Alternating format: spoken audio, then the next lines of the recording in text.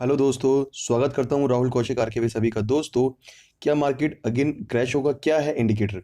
आजकल सब लोग सिर्फ एक ही बात कर रहे हैं, क्या मार्केट क्रैश होगा? अगर होगा तो कब होगा और इस बार कितना बड़ा क्रैश होगा?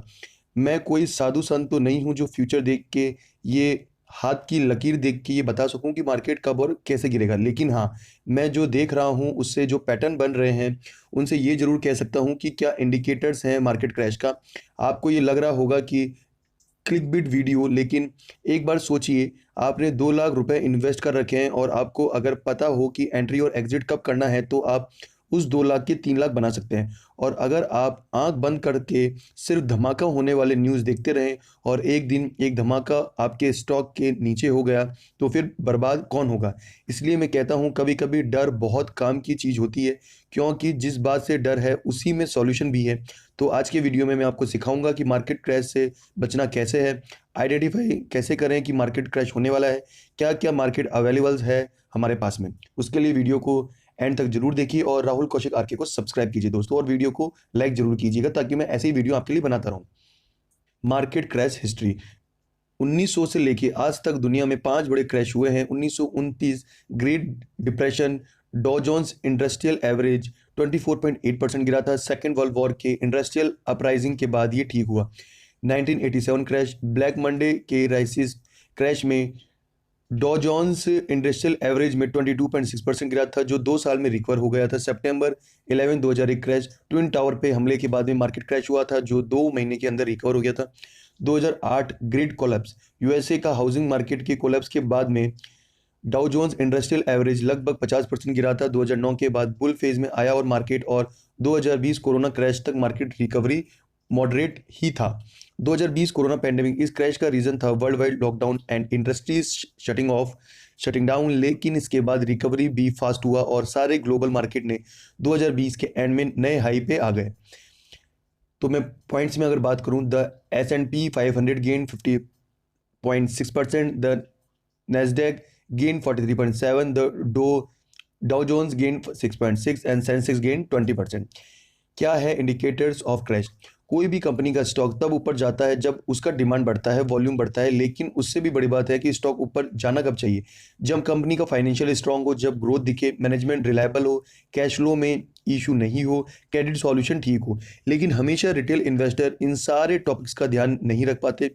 फाइनेंशियल इन्फ्लुएंसर भी अपने एनालिसिस और रीच के हिसाब से अलग अलग स्टॉक के मूवमेंट को इन्फ्लुएंस करते हैं। ये प्रोसेस में रेगुलेशन की कमी है, इसलिए कुछ ही दिनों पहले CNBC के आवाज़ के एक एंकर को पकड़ा गया था माल प्रैक्टिस की वजह से। वो एंकर सुबह सुबह आके कुछ स्टॉक को प्रमोट करते थे और उनकी माँ के नाम पे जो इन्वेस्टमेंट कंपनी थी उन्हीं स्टॉक पे एक दिन पहले पोजीशन ले चुकी होती थी। अब भीड़ में उन स्टॉक का क्या होगा? फायदा सीधे एंकर के बैंक अकाउंट में जाएगा। ये रहा एक इंसिडेंट जो सामने आया है। ऐसे कितने हजारों लोग अलग अलग तरीके से मार्केट को मैनिपुलेट करते हैं, इन्फ्लुएंस कर रहे होंगे, ये हमें पता भी नहीं है। लेकिन क्रैश इंडिकेटर के हिसाब से कभी भी किसी की बातों के अंधे की तरह मत मान लीजिए। मैं जो पॉइंटर बता रहा हूं और जो मैंने पॉइंटर बताया उनको खुद स्टडी कीजिए और आप जान जाएंगे कि कौन सी कंपनी कितने पानी में। ये सारे इन्फॉर्मेशन पब्लिक डोमेन में अवेलेबल है। मनी कंट्रोल या इन्वेस्टोपीडिया जैसे कोई भी वेबसाइट में जाइए, इन रिकॉर्ड्स को चेक कर लीजिए before investing in any stock. अब आ रहे हैं इंडिकेटर ऑफ क्रैश। जब भी कोई मार्केट राइज कर रहा हो मगर इंडस्ट्री का इनहेरेंट वेल्थ जनरेशन डाउटफुल है, तब समझ लेना कि वो मैन्युफैक्चर ग्रोथ है, ऑर्गेनिक ग्रोथ नहीं है। एग्जाम्पल के हिसाब से कोई कंपनी अचानक ट्रेंड होने लग गई, लेकिन नहीं उसका कोई और मर्जर का कोई न्यूज़ आया, नहीं क्वार्टरली रिजल्ट आया और नहीं कोई फंड जनरेट हुआ, मतलब कोई ऑपरेट प्ले जैसा कुछ हो रहा है जो स्टॉक को इम्पैक्ट कर रहा है। थर्ड पॉइंट, क्वार्टरली रिजल्ट के टाइम पे थोड़ा सा इधर उधर हमेशा होता है, लेकिन उससे थोड़ा लॉस होगा, मार्केट क्रैश नहीं होगा। मार्केट को ड्राइव करने वाले बड़े हाथी जैसे रिलायंस, HDFC, TCS, इन्फोसिस, इन सभी का इनहेरेंट वेल्थ जनरेशन जब तक सही है तब तक बहुत बड़ा क्रैश होने के चांसेस बहुत कम है। तो दोस्तों, ये थी हमारी एनालिसिस की क्या है इंडिकेटर क्रैश के। अब देखते हैं कि 2021 में मार्केट क्रैश होगा क्या? ये बहुत बड़ा सवाल है, इसका जवाब भी थोड़ा एलोबरेट है, ध्यान से सुनिएगा। फर्स्ट पॉइंट, 2021 इंडियन सेक्टर में IPOs का साल है। बहुत सारे नए नए IPOs आने वाले हैं। इनमें फाइनेंशियल इंस्टीट्यूशन है, टेक कंपनीज है, गेमिंग कंपनीज है, ज्वेलरीज भी है। IPO के ऑब्जेक्टिव एंड कंपनीज के कोर डोमेन में ध्यान दीजिए। अगर डोमेन एरिया डिजिटल या टेक रिलेटेड हुआ तो वो एक अच्छा आईपीओ हो सकता है, क्योंकि पेंडेमिक के बाद डिजिटल कंपनीज में ग्रोथ का बहुत बड़ा अपॉर्चुनिटी होगा। आईपीओ इशू का ऑब्जेक्टिव अगर प्रमोटर का डेप्थ चुकाना है तो वो एक रेड फ्लैग होना चाहिए, क्योंकि आईपीओ के आने वाला पैसा प्रमोटर अपना डेप्थ चुकाने में लगाएगा तो कंपनी के फाइनेंशियल में ऐसा कोई असर नहीं आएगा। और कंपनी अगर प्रॉफिटेबल नहीं है तो इसका डायरेक्ट मतलब यह है कि पब्लिक में कंपनी लाने के बाद प्रमोटर शायद अपना शेयर ऑफलोड करने एग्जिट स्ट्रेटजी का प्लान कर रहे होंगे। ये एक रेड फ्लैग होना चाहिए इन्वेस्टर के लिए।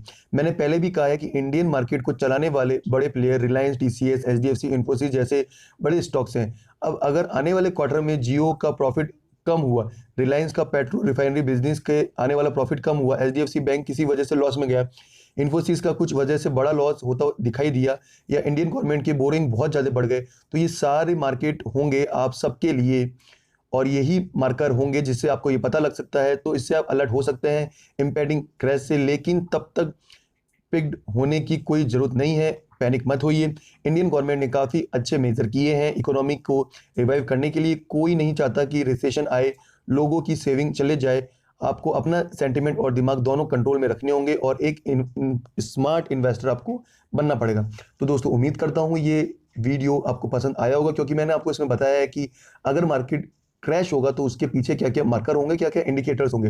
वीडियो को लाइक कीजिएगा, राहुल कौशिक को सब्सक्राइब कीजिएगा और टेलीग्राम चैनल से अगर जुड़ना चाहते हैं तो उसका लिंक मैंने आपको नीचे दिया है, जहां पर मैं आपको कॉल्स अवेलेबल करवाता हूं। धन्यवाद दोस्तों।